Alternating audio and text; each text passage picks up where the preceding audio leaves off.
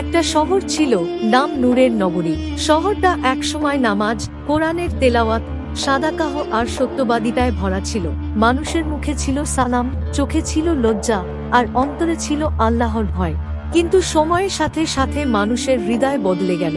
ধীরে ধীরে নগরীর মানুষ নামাজ ভুলে গেল, মসজিদগুলো হয়ে গেল ফাঁকা, মিথ্যা, সুদ, জুলুম, মদ, ব্যভিচারে ভরে গেল প্রতিটি কোণা। শহরের ধনী লোকেরা গরিবদের দিকে ফিরেও তাকাত না।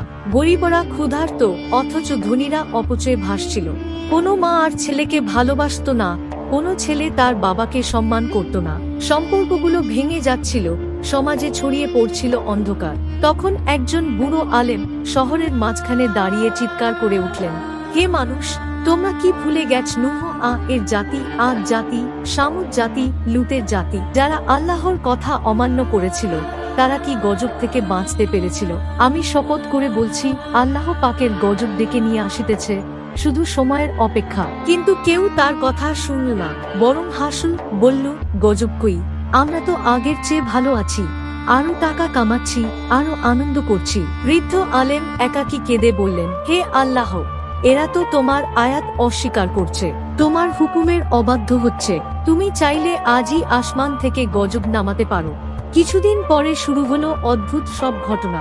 আকাশ অকারণে কালো হয়ে যেত, ঝড় আসত কিন্তু কারো ঘর ভেঙে পড়তো, কারো ফসল নষ্ট হয়ে যেত। পানির উৎস শুকিয়ে যাচ্ছিল, বাজারে ছিল শুধু হাহাকার। মানুষ তখনও বুঝল না, বরং বলল, এ তো প্রকৃতির খেলা। কিন্তু হঠাৎ একদিন ভোরে শহর জুড়ে এক ভয়ঙ্কর শব্দ হলো। মাটি কেঁপে উঠল, আকাশে আগুনের শিখা দেখা গেল, নদীর পানি কালো হয়ে গেল। মানুষ আতঙ্কে ছুটে বেড়াল। তখনই তাদের মনে পড়ল সেই আলেমের কথা, আল্লাহ পাকের গজব ডেকে নিয়ে আসিতেছে, শুধু সময়ের অপেক্ষা। অনেকে কান্নাকাটি করে বলল, হে আল্লাহ, আমাদের মাফ করে দাও। কিন্তু দেরি হয়ে গিয়েছিল। তবুও যারা তওবা করে সত্যিকার ভাবে আল্লাহর দিকে ফিরে গেল, তাদের আল্লাহ পাক রহমতের মাধ্যমে বাঁচিয়ে দিলেন। আর যারা অহংকারে অটল রইল, তারা গজবের নিচে চাপা পড়ল। এই গল্প আমাদের শেখায়, আল্লাহর আয়াত অমান্য করলে গজব নামবেই, শুধু সময়ের অপেক্ষা।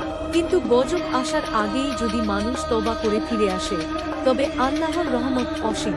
আজকের সমাজেও আমরা যদি অন্যায়, জুলুম, হারাম, ব্যভিচারে ডুবে থাকি, গজব আসতে দেরি হবে না।